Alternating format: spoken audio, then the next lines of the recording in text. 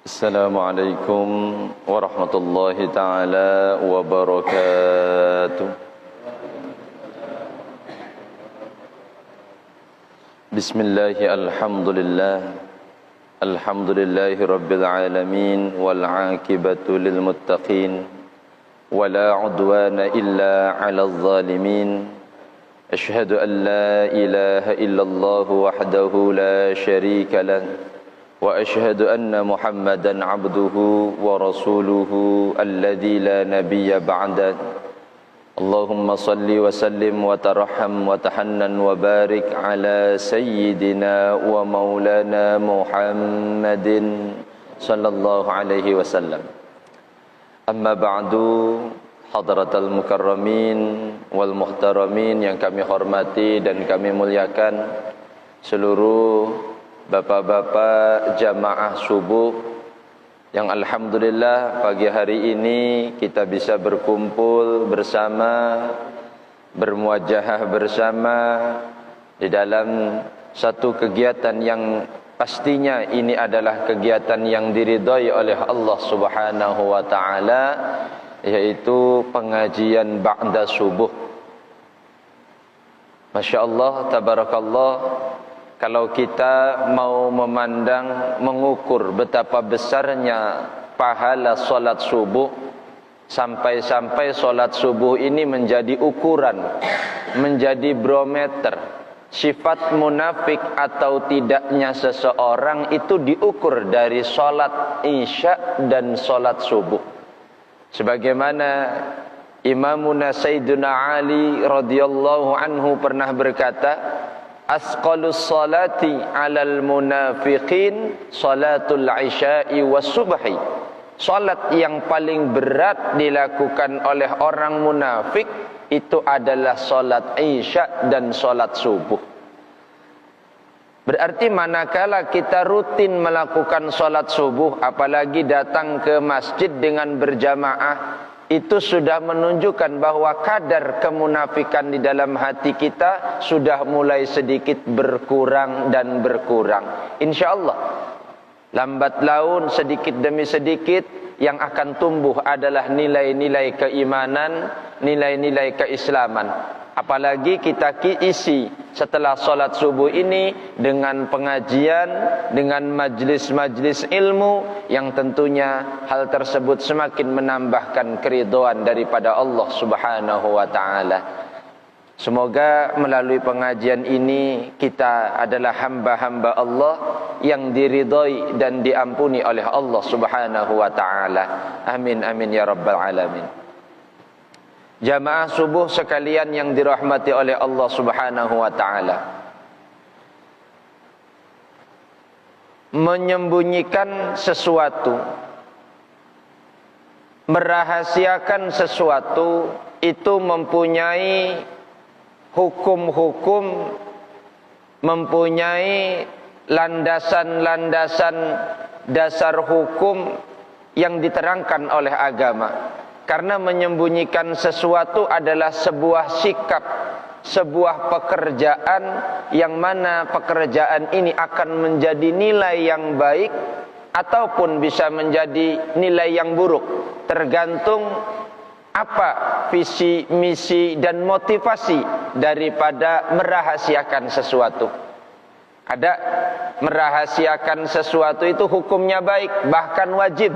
Contoh, kita merahasiakan kekurangan orang lain, merahasiakan aib orang lain, itu wajib hukumnya.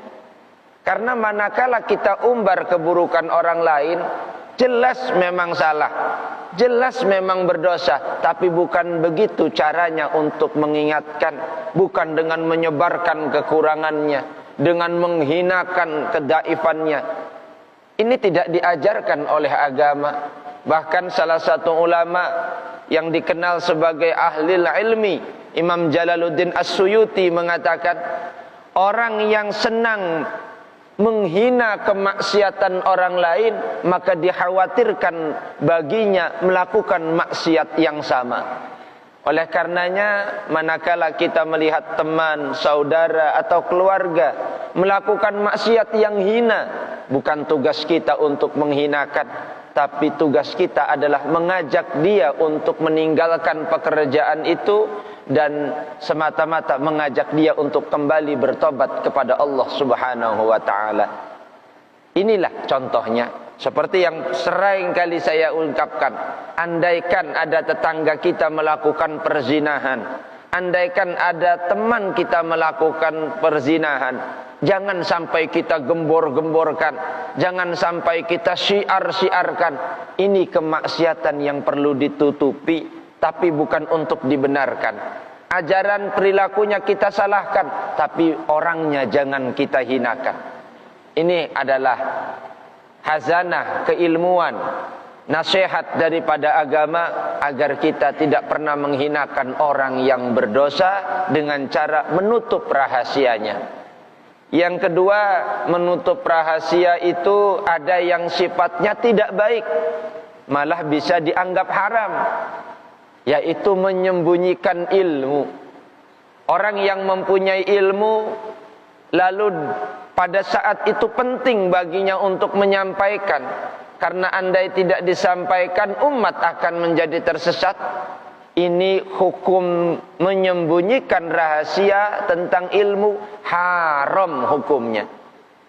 Saya punya ilmu, umpama ada yang datang sama saya, Pak Ustadz, bagaimana hukumnya kalau kita sholat ternyata di kantong baju saya ini ada bangkai hewan kecil, bangkai hewan lalat umpamanya.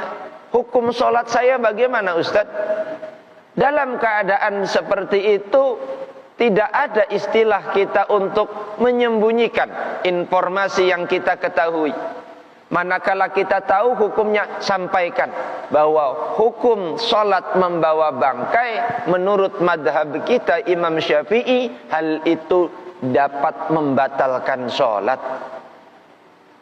Itulah kurang dan lebihnya apa yang disampaikan oleh Rasulullah. Man katama ilman lujima minan nar.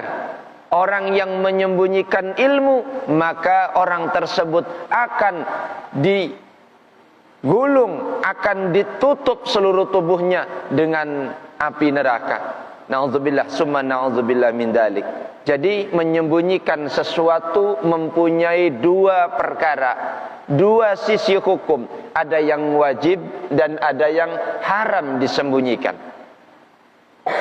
Hadirin jamaah Jumat rahimakumullah. Sayyidina Umar radhiyallahu anhu yang dijuluki sebagai Al-Faruq. Mengapa Sayyidina Umar ini disebut Al-Faruq? Karena Sayyidina Umar ini adalah sahabat Nabi yang terkenal dengan perilaku yang mampu membedakan perkara yang hak dan perkara yang batil. Dalam satu riwayat, Sayyidina Umar radhiyallahu anhu pernah menyampaikan, Innallaha ta'ala katama sittatan fi sittatin. Bahwasanya Allah Ta'ala menyembunyikan 6 perkara di dalam 6 perkara. Jadi ada 6 perkara yang dirahasiakan Allah pada diri kita umat manusia. Apa 6 perkara tersebut? Yang pertama, katmir ridha fit ta'at. Allah menyembunyikan keridhoannya di balik ketaatan hambanya. Artinya apa? Kita tidak pernah diberitahu, Pak, mana ibadah yang sebenarnya itu membuka pintu surga, mana ibadah yang sebenarnya itu menurunkan rahmat Allah. Coba kita pikir, apa kita tahu, Pak, sholat kita menjamin surga tidak? Tidak. Apa sedekah kita yang akan memasukkan kita ke surga? Belum tentu. Apa tahajud kita semalam yang akan menjadikan kita ahli surga? Tidak ada yang tahu. Itu semua murni rahasia Allah. Oleh karenanya Allah mengatakan katmir ridha fit ta'at. Allah menyembunyikan ridhonya di balik ketaatan hambanya. Tujuannya apa? Agar kita tidak pernah meninggalkan ibadah sekecil apapun. Karena bisa jadi ibadah itulah yang memasukkan kita ke surga. Saya ingat apa yang pernah diceritakan oleh Imamina Al-Ghazali dalam kitab Ihya-nya, bahwa dahulu kala ada seorang perempuan nakal, pulang malam, pergi malam, dia melakukan prostitusi, lalu pulang pagi. Di tengah perjalanan seorang wanita itu menemukan seekor anjing yang sedang kehausan, hampir saja mati. Dengan perasaan iba dan kasih sayangnya, perempuan jahat ini, perempuan nakal ini mencari air. Setelah dapatnya itu air, diminumkan kepada anjing. Ternyata perempuan tersebut ketika meninggal dunia justru mendapatkan jaminan surga dari Allah Subhanahu wa ta'ala. Kenapa? Karena belas kasihnya, karena amal ibadah yang sebegitu kecilnya. Imam Ghazali diterangkan di dalam kitab Nasaihul Ibad yang disampaikan oleh Syekh Nawawi Tanara Al-Bantani. Imam Ghazali konon diampuni dosanya dan masuk surga karena memberi minum seekor lalat. Ini cukuplah menjadi tamsil bagi kita, bahwa lakukanlah sebuah amal ibadah meskipun kecil, karena kita tidak pernah tahu ibadah mana yang akan memasukkan kita ke dalam surga. Semoga kita sekalian yang hadir dalam pengajian ini mendapatkan jaminan surga oleh Allah Subhanahu wa ta'ala. Amin amin ya rabbal alamin. Yang kedua, wa katmil ghadab fi maksiatin. Yang kedua, Allah merahasiakan murkanya di balik maksiat hambanya. Artinya apa? Setiap kita melakukan maksiat, di situ mungkin saja terdapat marahnya Allah. Di situ mungkin terdapat bendunya Allah, kemurkaan Allah. Contoh, sholat kita rajin, ngaji kita luar biasa, tahajud kita Masya Allah, sodakoh kita tidak pernah telat, tapi lidah kita tidak pernah tercegah untuk membicarakan kekurangan orang lain, untuk membicarakan aib orang lain. Bisa saja maksiat sekecil itu yang membuat tahajud kita ditolak, membuat sodakoh kita ditolak, membuat sholat kita ditolak, karena kita tidak pernah tahu maksiat apa sebenarnya yang menjadikan kita menjadi ahli neraka. Oleh karenanya hindari maksiat sekecil apapun, karena bisa saja itu menyebabkan kita masuk neraka. Ini bersambung dengan cerita wanita nakal tadi. Di sisi lain ada wanita yang ahli ibadah, dia shaimatun qaimatun, wanita yang rajin berpuasa, rajin sholat malam, tapi dia memelihara seekor kucing, lalu tidak diberi makan sampai kucing itu mati. Akhirnya ketika perempuan tersebut meninggal dunia, Allah Ta'ala masukkan perempuan itu ke neraka. Sampai-sampai Rasulullah Sallallahu Alaihi Wasallam menyampaikan dalam satu hadisnya, dakhalatil mar'atu an-nara fi hirratin. Ada seorang perempuan yang masuk neraka karena kucing. Bayangkan, maksiat yang kita anggap sepele, justru itulah maksiat yang menjadikan kita menjadi ahli neraka. Oleh karenanya Bapak jamaah subuh yang dirahmati Allah, ayo kita belajar menghindari maksiat, karena kita tidak pernah tahu dosa sekecil apa itu yang menjadikan kita menjadi ahli neraka. Na'udzubillah summa na'udzubillahi min dzalik. Yang ketiga, wa katmi lailatul qadri fi syahri Ramadan. Allah menyembunyikan Lailatul Qadar pada malam bulan Ramadan. Memang pun ada ulama yang memprediksi, Imam Ghazali di dalam kitab Ihya-nya, salah satu pensyarah Fathul Mu'in dalam I'anatul Talibinnya, memang ada, tapi Lailatul Qadar yang pahalanya 1000 bulan ini dirahasiakan oleh Allah. Tujuannya agar kita senantiasa semangat beribadah di bulan-bulan Ramadan. Kalau Ramadan ini Lailatul Qadarnya diberitahu oleh Allah, contoh, Allah Ta'ala kasih tahu sama kita bahwa Lailatul Qadar jatuh malam 21, niscaya dari tanggal pertama orang sholat tarawihnya sepi, pasti ramenya cuman tanggal 21. Oleh karenanya Allah rahasiakan Lailatul Qadar agar setiap malam Ramadan kita isi dengan ibadah. Ingat, malam bulan Ramadan, hari-hari di bulan Ramadan adalah hari-hari yang paling indah, yang lebih indah daripada bulan-bulan sebelumnya. Kenapa? Karena setiap ibadah dilipat gandakan pahalanya, dan setiap dosa akan besar kemungkinan diampuninya. Hadirin jamaah subuh yang dirahmati oleh Allah Subhanahu wa taala. Yang kelima, wa katmi auliyaihi fima bainan nas. Allah merahasiakan kekasih-kekasihnya di antara hamba-hambanya. Kita yang hadir pada pagi hari ini bisa jadi 20 atau 30 orang. Kita tidak boleh merendahkan mereka karena mungkin ibadahnya tidak sama dengan kita, atau kita merendahkan mereka karena ilmunya mungkin kita anggap jauh dari kita. Karena apa? Kita tidak boleh melakukan hal demikian. Bisa jadi orang yang kita anggap hina justru dialah orang yang dicintai oleh Allah Subhanahu wa taala. Maka ketika kita memang mempunyai ilmu, jangan pernah sombong dengan ilmu. Ilmu kita ini sedikit, Pak. Ilmu kita tidak banyak. Andai pun kita hafal Quran, hafalan Quran kita tidak mungkin seperti Imam Syafi'i. Andai pun kita ahli fikih, fikih kita tidak mungkin sehebat Imam Hanafi. Andai pun kita ahli tasawuf, tasawuf kita mungkin tidak ada seujung kukunya dengan Imam Hasan Basri. Allah sudah memberikan keterangan, wa ma utitum minal ilmi illa qalila. Tidak ada manusia yang diberikan ilmu kecuali baginya sedikit. Mari kita manfaatkan hal yang sedikit ini. Hal yang kecil ini mari kita manfaatkan. Jangan sampai ilmu yang kecil ini seperti jarum, sudah pun kecil dia menusuk menyakiti orang lain. Bagaimana caranya ilmu ini kita jadikan benang, kecil tapi panjang, mengikat dan merangkul sesama. Hadirin jamaah subuh yang dirahmati oleh Allah, haram hukumnya bagi kita merendahkan orang lain.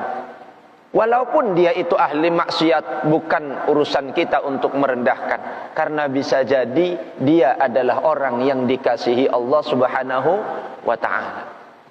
Yang selanjutnya, wa katmil mauti fil umri. Allah menyembunyikan kematian di balik umur kita. Allah merahasiakan ajal kita. Mana tahu, Pak, usia kita memang hanya hari ini, na'udzubillah min dzalik, atau mungkin cuma tersisa besok. Karena kematian tidak pernah ada yang diberitahu. Ini rahasia Allah. Tapi manakala sudah datang waktunya kematian, itu tidak bisa maju, tidak bisa mundur. Tidak ada ceritanya kematian lalu diundurkan jadi 1 tahun lagi. Ini bukan acara PHBI, Pak. Kematian itu acaranya Allah. Pengeksekusinya malaikat Israel sudah ditetapkan di dalam Al-Quran. Wa idza jaa ajaluhum la yastakhiruna sa'atan wa la yastaqdimun. Orang kalau sudah datang masanya, Pak, itu tidak akan bisa maju ataupun mundur. Maka umur kita adalah rahasia Allah. Kematian itu rahasia Allah. Tinggal bagaimana kita mempersiapkan bekal untuk kematian. Karena ajal tidak pernah ada yang tahu. Sebagaimana disampaikan di dalam sebuah hadis Rasulullah sallallahu alaihi wasallam, al-mautu ya'ti baghtatan. Kematian itu datang dengan tiba-tiba. Bahkan ada satu riwayat orang yang meninggal itu malah dia tidak sadar kalau dia sudah meninggal dunia. Hadirin jamaah Jumat yang dirahmati oleh Allah, melalui keterangan bahwa mati itu rahasia Allah, mari kita sama-sama manfaatkan umur kita. Karena tidak tahu, mungkin ini adalah sisa-sisa umur kita. Sebaik-baiknya orang, secerdas-cerdasnya orang adalah orang yang mempersiapkan diri untuk kehidupan selanjutnya, yaitu kematian. Karena orang yang cerdas adalah orang yang selalu mengingat kematian. Selanjutnya yang terakhir, wa katmis salatil wusta fis salawat. Allah menyembunyikan salatul wusta, salat yang utama di seluruh salat. Ulama mengatakan salat wusta itu ada pada waktu asar. Salat wusta adalah salat yang utama. Solat yang lebih baik daripada solat-solat yang lainnya. Allah sengaja sembunyikan solatil wusta di seluruh 5 waktu solat kita, agar kita senantiasa tidak meninggalkan solat. Karena rendah harga diri kita di hadapan Allah, Pak, kalau kita sudah berani meninggalkan solat. Bahkan maksiat yang sifatnya ibadah pribadi, tidak berkaitan dengan orang lain, satu-satunya maksiat yang ada hukuman pancung di dalam agama itu cuma sholat. Bayangkan, maksiat kita dengan Allah itu hablum minallah, urusan kita sama Allah. Itu satu-satunya yang dipancung itu karena meninggalkan sholat. Orang tidak puasa tidak dipancung, orang yang tidak haji tidak dipancung, orang yang tidak bayar zakat tidak dipancung juga, orang yang tidak mau berkorban tidak dipancung. Tapi di dalam satu perilaku, orang yang meninggalkan sholat 2 kali sekira-kira waktu yang bisa dijamak, maka ulil amri berhak memancung dia. Bayangkan, orang yang tidak sholat ini dosanya, akibatnya itu sama seperti perilaku zina yang harus dipancung, sama seperti perilaku pembunuh yang harus dikisos. Luar biasa berarti dosa meninggalkan sholat. Maka daripada itu, ayo kita bersama buka hati kita, buka telinga kita. Sudah bukan waktunya kita memperturutkan hawa nafsu, karena mengikuti jejak setan tidak akan pernah ada ujungnya. Setan selalu membisiki hal-hal yang manis, tapi na'udzubillah, itu semua hanya sebuah nafsu yang apabila kita perturutkan, bukan hanya mendapatkan kebahagiaan, bukan malah mendapatkan kesenangan, tapi kita akan mendapatkan bahaya dari sisi Allah Subhanahu wa ta'ala, berupa adab di dunia dan adab di dalam akhirat. Oleh karenanya, dengan ibadah, dengan ilmu, mari kita tambah keimanan. Karena iman manusia, sebagaimana disampaikan oleh ulama, al-imanu yazidu wa yankusu. Iman manusia itu kadang bertambah, kadang juga berkurang. Maka tambah dan berkurangnya iman kita sebagaimana banyaknya ibadah kita kepada Allah Subhanahu wa ta'ala. Hadirin jamaah subuh yang dirahmati Allah, 6 perkara yang dirahasiakan Allah tadi, semoga bisa kita ambil hikmah dan kita ambil pelajarannya untuk diri kita, agar senantiasa menjadi hamba Allah yang bertakwa. Semoga melalui pengajian ini kita pun sekalian menjadi orang yang sadar, menjadi orang yang terbuka hatinya untuk senantiasa melakukan ibadah sekecil apapun. Karena semua amal yang kita lakukan, jangankan besar, kecil tidak terlihat oleh mata kita, kecil tidak tersebut oleh lidah kita, kecil tidak dikenang oleh orang-orang di sekitar kita, bisa saja itu adalah amaliyah yang diridhoi oleh Allah Subhanahu wa ta'ala. Faman ya'mal mithqala dzarratin khairan yarah wa man ya'mal mithqala dzarratin syarran yarah. Sekian yang dapat Al-Fakir sampaikan, kurang dan lebihnya mohon dibukakan pintu maaf dan ampunan. Ihdina ilal haq wa ila siratim mustaqim. Summa assalamu alaikum warahmatullahi wabarakatuh.